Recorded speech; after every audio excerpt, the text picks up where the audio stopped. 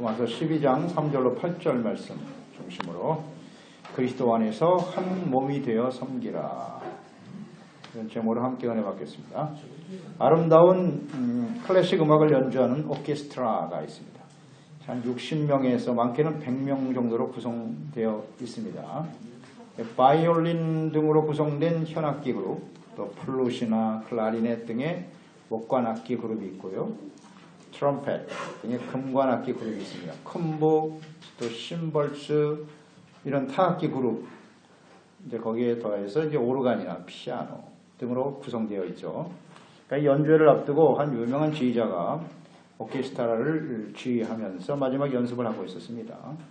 지휘봉이 움직이자 우렁찬 트럼펫 소리, 또 현악기 아름다운 선율 등이 어우러져 아주 장엄한 음악이 울려 퍼졌습니다.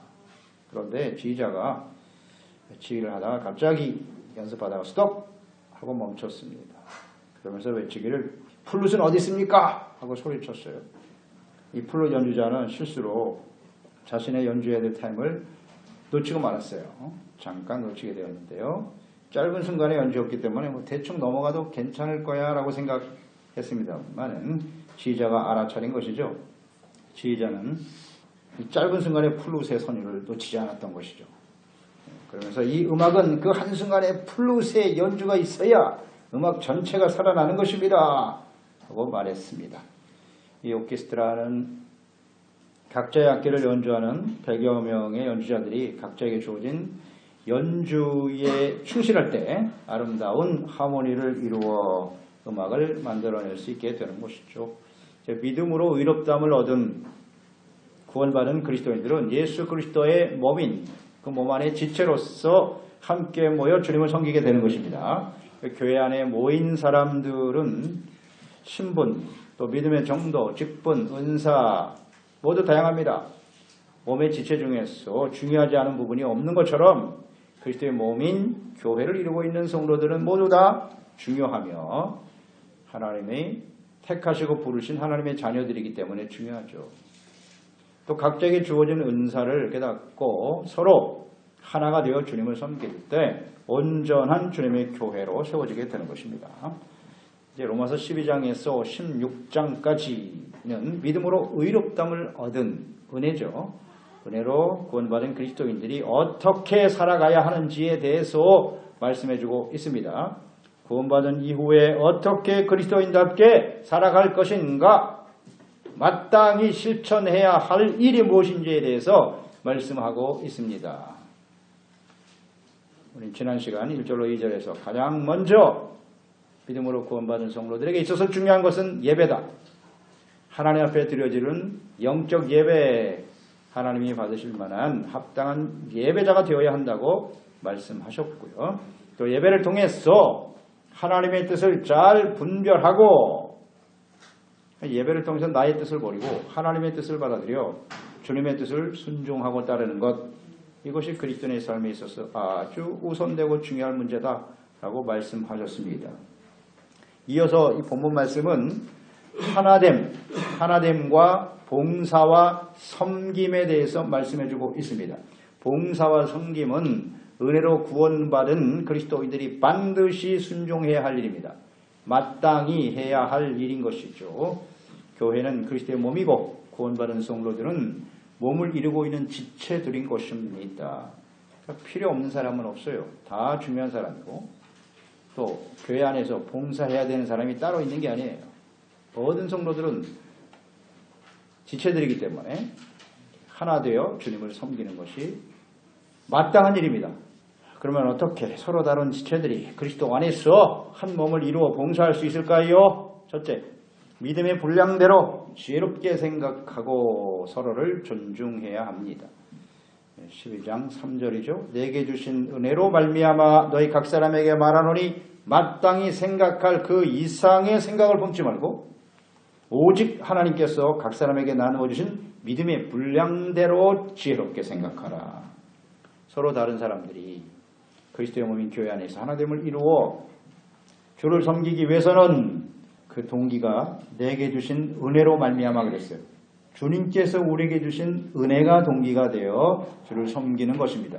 모든 그리스도인들은 다 은혜로 구원받은 사람들이기 때문에 나 자신뿐만 아니라 모든 사람을 그렇게 은혜로 구원받은 사람임을 인정하라. 은혜로 구원받은 사람은 겸손해야 되겠죠. 은혜에 대한 겸손의 자세로 주를 섬겨야 되는 것이에요.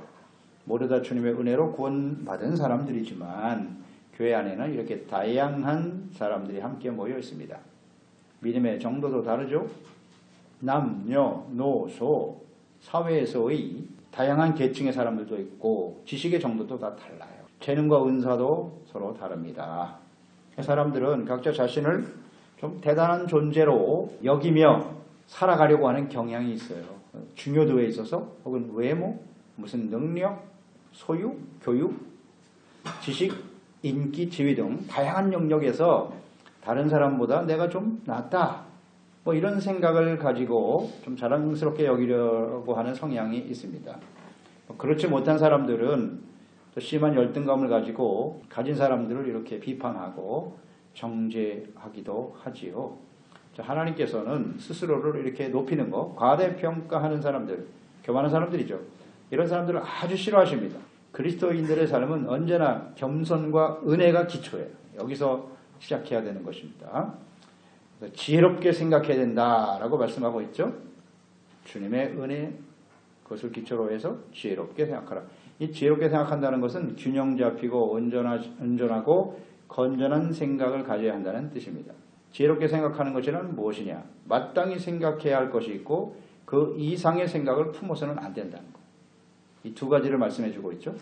마땅히 해야 될 생각. 그리스도인들에게 있어서 마땅히 해야 될 생각의 기준은 뭐냐? 마땅히. 그것은 곧 하나님의 말씀이 되어야 하겠지요. 말씀에 입각해서 자기 자신 혹은 사람들을 평가하고 판단하려고 하는 의미예요. 성경에 있는 말씀 이외에 다른 생각을 하지 말라는 거예요. 그 이상의 생각이란 그런 거예요. 주제 넘은 생각이죠. 한마디로 말하면 하나님의 말씀과 뜻보다 자신이 중심이 되는 생각 버려라. 하나님의 말씀보다 나의 생각이 더 중요하다고 생각하지 말라는 겁니다. 그러면 마땅한 생각, 그리스도인들이 품어야 될 마땅한 생각은 어떤 것일까요? 그 첫째는 모든 사람은 하나님의 형상대로 지음받은 존재다라는 생각을 해야 돼요. 마땅히 가져야 될 생각이에요. 나만 소중한 사람이고 나만 하나님의 자녀가 아니라 사람은 그저 우연히 태어난 존재가 아니라 하나님께서 창조하신 하나님의 형상대로 지음받은 소중한 존재들이다. 하나님이 지은 소중한 존재들이다. 두 번째 마땅한 생각은요. 사람은 하나님의 말씀을 떠난 죄인이라는 생각. 모든 사람, 아담과 하와의 후손은 모두가 다 죄인이에요. 그러니까 완전한 사람이 없다는 겁니다. 그러니까 죄 가운데 태어나서 스스로 죄의 문제를 해결하지 못하고 영원한 형벌과 사망에 처한 존재다. 하나님은 알지 못하지요. 잘 모릅니다. 말씀에 대한 인식도 없고요. 이것이 이제 하나님 앞에서 겸손해야 될 이유이기도 합니다. 세 번째 생각은 마땅히 가져야 될 생각. 우리의 힘과 능력으로는 혹은 그 어떤 것으로도 구원에 이룰 수 없다는 거예요. 절망적인 존재일 수밖에 없다. 이런 생각을 가져야 합니다. 이 인간의 노력과 무슨 선행, 종교 그것으로 우리는 구원받을 수 없습니다. 하나님 앞에서 인간의 노력과 의지가 얼마나 허망한 일인지를 깨달아야 아무도 그 누구도 자신의 선이나 의의 행동을 통해서 구원에 이를 수 없는 절망적인 존재다. 네 번째 마땅히 해야 될 생각은 하나님의 은혜로 구원받은 존재라는 사실. 은혜예요. 은혜. 그러니까 스스로 죄사함 받고 구원에 이룰 수 없는 절망적인 존재들이지만 하나님의 택하심과 부르심과 의롭게 하심과 영화롭게 하심, 하나님의 자녀가 되게 하심, 이 모든 것이 하나님의 절대적인 은혜로 된 것이다. 그러니까 자랑할 것이 없습니다. 분명한 생각을 가지고 있어야 돼요. 이러한 관점에서 이런 생각을 가지고 자기 자신 혹은 우리 다른 이웃을 생각하게 되면 겸손할 수밖에 없겠죠. 겸손하고 모두가 다 감사할 수밖에 없는 것입니다. 마땅히 가져야 될 생각입니다. 또 하나는 그 이상의 생각을 품지 말라 그랬죠. 그러니까 이 마땅히 생각해야 할 이상의 생각이란 무엇이냐? 뭐 간단하게 두 가지로 요약할 수 있겠죠.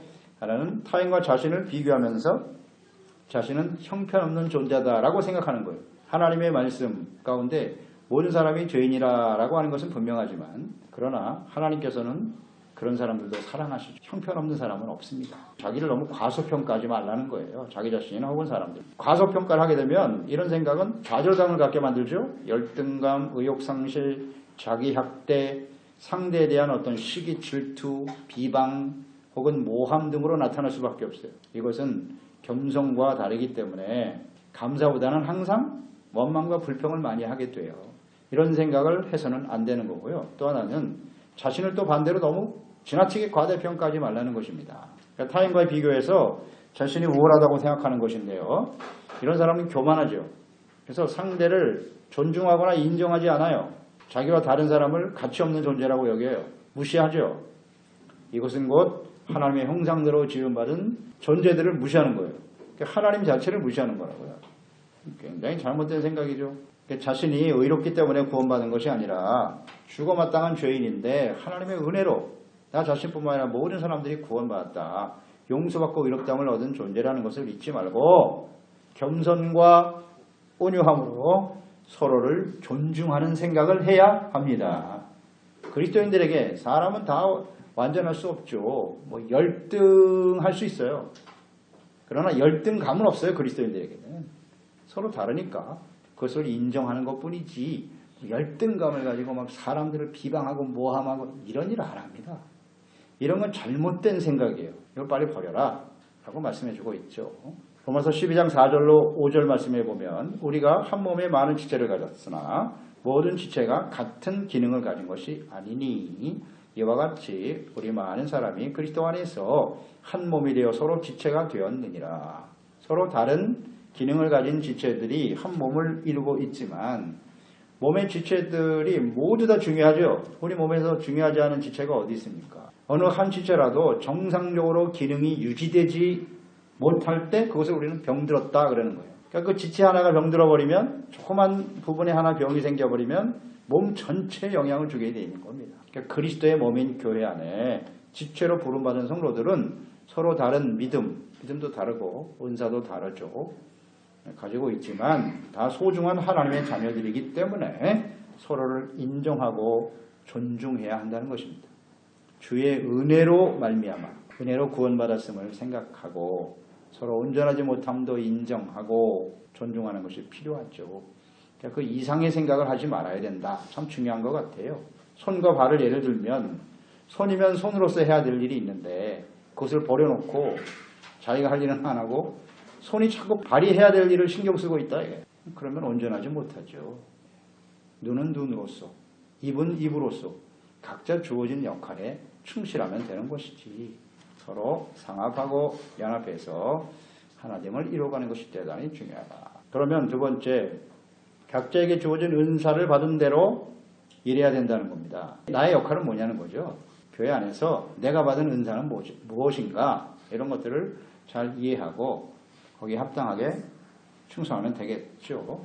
6절 말씀에 보면 우리에게 주신 은혜대로 받은 은사가 각각 다르니 은사는 선물이잖아요. 꼭 예언이면 분수대로 하라 이렇게 나와 있어요.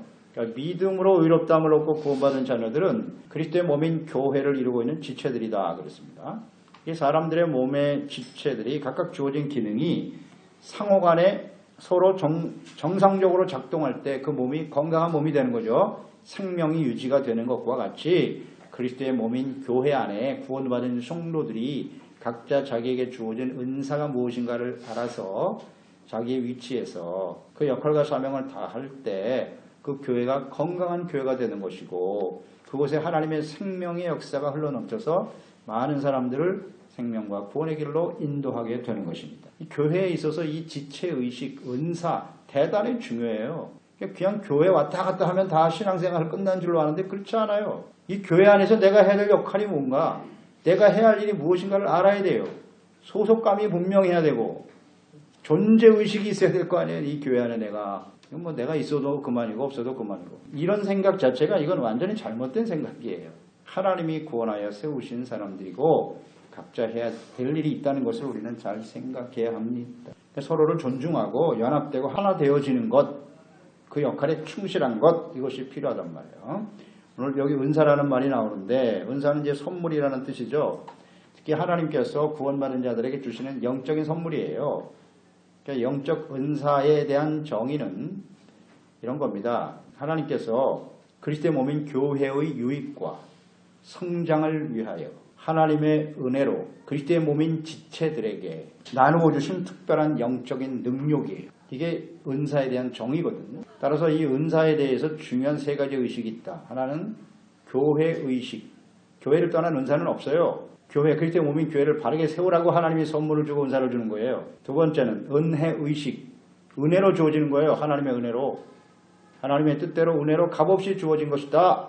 또 하나는 지체 의식이에요. 지체 의식. 그리스도의 몸인 교회에 지체 애들에게 주는 거예요. 그리스도의 몸인 교회를 이루고 있는 지체들에게 나눠주신 하나님의 능력이다. 이것을 아주 분명히 알고 주님을 섬겨야 돼요. 즉 은혜로 주신 것이기 때문에 값없이 주셨단 말이죠. 그래서 이 은사에 대해서 서로 비교하면 안 돼요. 아주 가장 기본이에요. 비교하지 말고 우열을 가리는 생각은 옳지 않아요. 누구는 우월하고 누구는 열등하고 그런 은사는 없습니다. 그래서 자랑하거나 상대를 무시하거나 비판하는 일이 있어서는 안 됩니다. 그리고 은혜로 값없이 주어진 것이기 때문에 무슨 대가를 바라거나 인정을 받으려고 하는 생각을 가져서는 안 됩니다. 그냥 은혜에 감사하는 마음으로 그리스도의 몸인 교회를 세우고 성도들을 서로 격려하고 성숙해가는 일에 힘써야 하는 것입니다. 우열 혹은 인정받으려고 하는 거. 이건 잘못된 거예요. 그리스도인의 가장 기본이 무엇인가를 모르는 거라고요. 이런 것 때문에 교회가 병들어가죠. 언제는 교회로 세워지지 못하는 겁니다. 자, 그러면 각자에게 주어진 은사가 있다. 은사가 여기 좀 여러 가지 나와 있죠. 먼저 예언의 은사가 있다고 그랬어요. 예언의 은사. 이것은 믿음의 분수대로 해야 된다. 이 예언이라고 하는 것은 뭐냐면 구약시대에 하나님께서 말씀과 뜻을 선지자들을 통해서 말씀해 주시고 그 말씀이 그대로 성취되어지는 것이에요. 그러니까 예언은 곧 하나님의 말씀입니다. 하나님의 뜻이에요. 이것이 어떻게 성취되어지는가 하는 것을 잘 보여주고 있는데요. 그러니까 하나님의 말씀에는 과거, 현재, 미래의 일들이 다 나타나 있습니다. 그래서 예언이라고 하면 그저 단순히 미래에 일어날 일을 말하는 것이 아니라 하나님의 말씀에 나타난 하나님의 뜻이 무엇인가를 깨닫고 전달하는 영적인 능력이에요. 고린도전서 14장도 은사장인데요. 14장 3절에 예언의 은사에 대해서 이렇게 말씀하고 있죠. 그러나 예언하는 자는 사람에게 말하여 덕을 세우고 권면하여 위로하는 것이다. 이것이 예언의 은사예요. 먼저 덕을 세운다고 그랬죠. 이 덕이라고 하는 말이 헬라어의 아레테라고 그랬잖아요. 그러니까 덕이라는 뜻은 좀 탁월함이라는 뜻을 갖고 있어요. 탁월하다.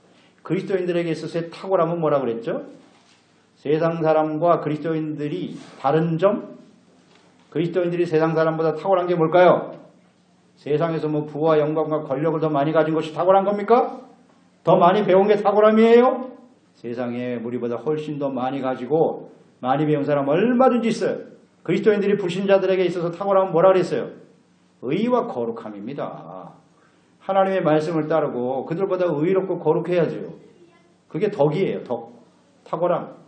그러니까 예언의 말씀이라는 것은 하나님의 말씀을 통하여 우리의 죄를 깨닫게 하는 것이고 회개하고 돌이켜서 의롭고 거룩한 삶을 살아가도록 하는 거예요. 그것을 권면해주고 위로해주고 바로잡아주는 거예요. 그게 예언의 은사입니다. 영적인 능력이죠. 그러니까 죄를 깨달아야 하나님께 용서를 받을 수 있지 않습니까? 용서받은 의잖아요, 우리는. 그럴 때 하나님께로부터 위로를 받게 되는 거예요. 애통하는 자가 복이 있나니 저희가 위로를 받을 것이며 애통하는 자는 죄를 깨닫고 회개하는 사람이에요. 그러니까 하나님의 말씀은 권면, 책망, 교훈이거든요. 그러니까 이것을 그대로 전하는 거예요. 선지자들의 말씀을 보세요. 여러분 구약성경에 나와 있는 선지자들 통해서 주신 말씀들은 대부분 뭐다? 다 책망과 교훈입니다. 죄를 버리라는 거예요. 죄에 대해서 한마디도 안 한다고는 예언이 아니에요. 예언의 은사는 우리의 잘못을 정확하게 지적해줘요. 그리고 버리게 만들어요. 회개하고 용서받아 하나님과 화목되고 하나님이 위로라는 건 함께 하신다는 뜻이거든요. 죄를 가진 곳에는 절대로 하나님이 같이 계실 수 없어요. 이건 하나님의 속성입니다. 이런 게 예언의 은사예요. 그러니까 예언의 은사를 가진 사람은 하나님의 말씀을 가르치는 주의 종이나 말씀을 가르치는 자에게는 반드시 필요한 은사죠. 두리뭉실하게 얘기하면 안 돼요. 예언의 은사는 정확하게 집어줘야 되는 거예요. 하나님의 말씀으로 내 생각을 하면 안 되고 예언의 말씀은 기록된 성경의 말씀을 벗어날 수 없습니다. 다른 말 하면 안 돼요. 성경에 있는 말씀을 그대로 적용시키고 전해주는 거. 증거해 주는 거죠. 이것은 믿음의 분수대로 해야 되는데요. 믿음의 분수대로. 이게 무슨 말이냐면 믿음의 근거는 하나님의 말씀이지 않습니까? 근데 예언의 은사를 받은 사람은 하나님의 말씀을 벗어날 수 없다고 그랬어요. 근데 믿음이라는 건 하나님의 말씀에 근거한 것인데 하나님의 말씀을 잘 몰라. 이제 막 초신자야. 교회 나와서 얼마 된지도 않았는데 하나님의 말씀에 대한 지식도 없는 사람이 내가 무슨 예언의 은사를 받았다고 헛소리하고 있다. 이래서는 안 된다는 거예요. 믿음의 분량, 하나님의 말씀을 아는, 깨닫는 것을 전해주는 거거든. 근데 말씀도 모르는 사람이 어떻게 예언합니까? 이걸 잘 분별할 줄 알아야 돼. 믿음의 분수대로 해라. 그런 뜻이에요. 하나님의 말씀에 대한 믿음. 확신이 있어야죠. 말씀에 대한 확신과 믿음을 가지고 주님의 뜻대로 전하는 것이 대단히 중요하다. 그 다음 섬기는 일이 있어요. 섬기는 은사. 이 섬김이라고 하는 헬라어가 디아코니아죠. 디아코니아. 그러니까 다른 사람들을 섬기고 돌보는 사람이나 혹은 종을 일컫는 말이에요. 디아코니아. 그러니까 자신의 이익과 어떤 편안함보다 어려운 이웃을 돕고 섬기는 일에 더 큰 보람과 기쁨을 누리는 거예요. 이게 섬김이에요. 섬김. 그러니까 섬김의 은사를 가진 성도들은 이웃을 섬기는 일을 위해서 자신을 기꺼이 희생해요. 기꺼이. 이거 굉장히 좋아해요. 이런 걸. 그러니까 섬김은 종된 마음이죠. 그래서 겸손과 충성된 마음으로 봉사하는 거예요. 대가를 바라지 않아요. 섬김. 이런 게 이제 섬김의 은사를 가진 사람들이죠. 이런 사람들이 교회에 많으면 좋겠죠. 다 있어요. 이런 은사. 그 다음 가르치는 자면 가르치는 일로 그랬어요. 이 은사는 어떤 진리죠. 그러니까 진리는 하나님의 말씀과 예수 그리스도잖아요. 진리에 대해서 설명하고 가르쳐서 깨닫고 삶에 적용하고 열매 맺을 수 있도록 만들어주는 영적인 능력. 이게 가르치는 은사예요. 그러니까 하나님의 말씀과 뜻을 선포하고 증거하는 것이 예언의 은사라고 한다면 이 가르치는 은사를 가진 사람은 이 하나님의 말씀과 뜻을 잘 풀어서 가르쳐줘요. 풀어서 설명해주고 알아듣기 쉽게 가르쳐주고 그것을 우리의 삶 속에 어떻게 적용하고 실천할 수 있도록 하는가 도와주는 거죠. 이 돕는 은사가 바로 가르치는 은사죠. 이런 은사도 교회 안에서는 특히 주의 종들에게는 아주 필요한 은사겠죠. 하나님의 말씀을 잘 가르치고 실천할 수 있도록 돕는 거니까요. 그 다음 위로하는 자면 위로하는 일로 그랬어요. 위로하는 은사를 가진 사람이 있어요. 이 위로라고 하는 것은 사람들을 격려해 주는 거죠. 동기를 부여해 주고 조언을 해주고 뭐 용기를 주고 또 이 같은 마음을 품어주는 거예요. 이렇게 이해해 주고 함께 해줘요. 이렇게 함께 해주고 경고해 주기도 하고 책망해 주기도 하는 그런 특별한 영적인 능력을 가진 게 위로입니다. 이 권위하는 은사가 있는 사람은 다른 사람들을 용납하는 걸 좋아해요. 이해하고 용납하는 것을 좋아해요. 정죄하고 비판하고 이런 거 잘 안 해요. 참 좋은 은사죠. 예언의 은사로 쫙쫙 잘못을 지적해 주는 사람이 있는가 하면 이렇게 권위하는 은사를 가진 사람이 옆에서 또 딱 이렇게 품어주고 이끌어주고 용납해주고 이런 은사가 이렇게 서로 연합이 돼야 되겠죠. 하나가 될 때 교회가 바르게 세워질 수 있다는 것이죠. 이 권위의 은사를 가진 대표적인 사람, 성경에 나온 사람이 바나바죠. 바나바. 사도행전에 나오는 바나바인데 이 바나바가 이런 은사를 가지고 있었기 때문에 사도 바울을 위대한 사도 바울로 키울 수 있었죠. 바울이 세워지도록 할 수 있었죠.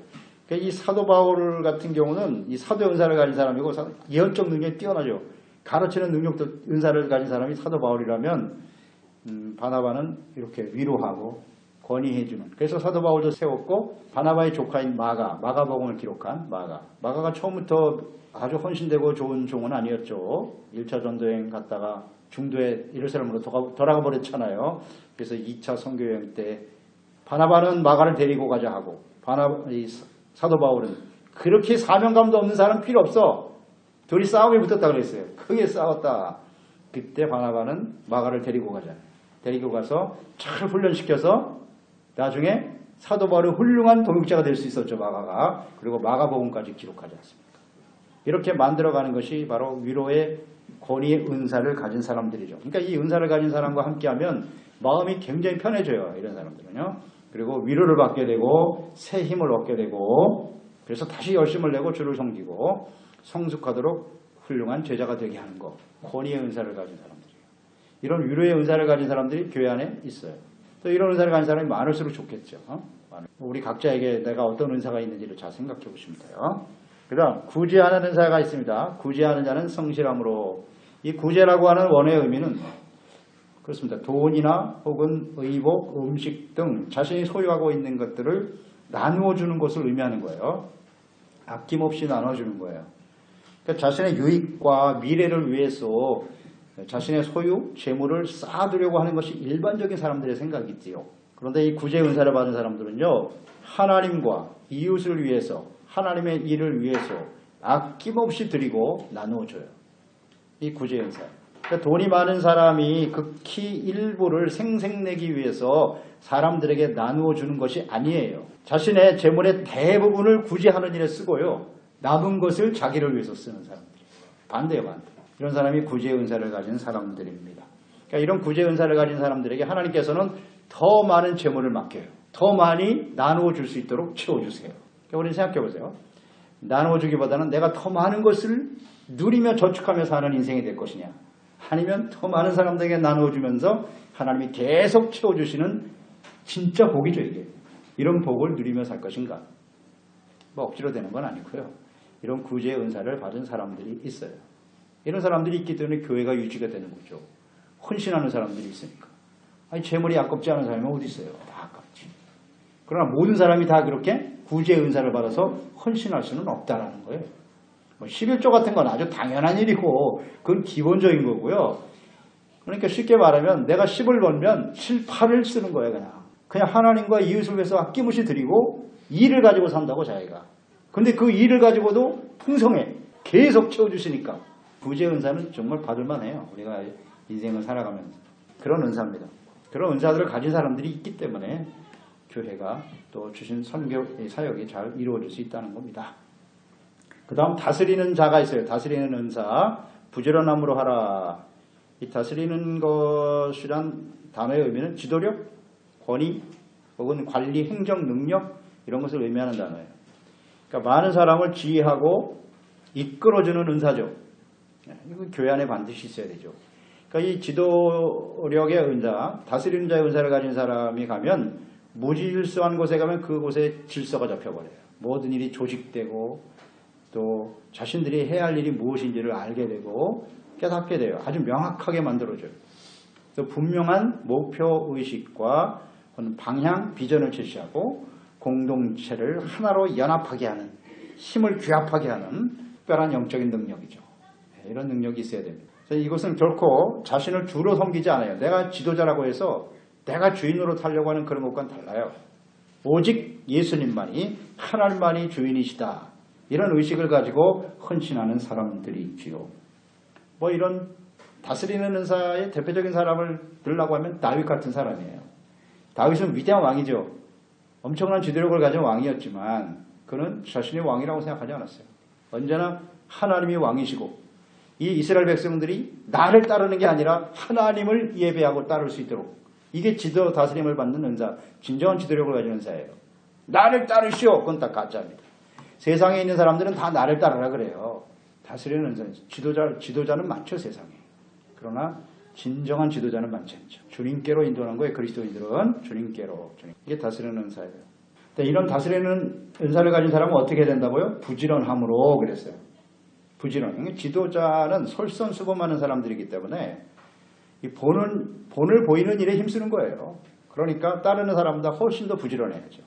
더 많이 생각하고 더 많이 일해야 되고, 그래서 부지런한 거예요.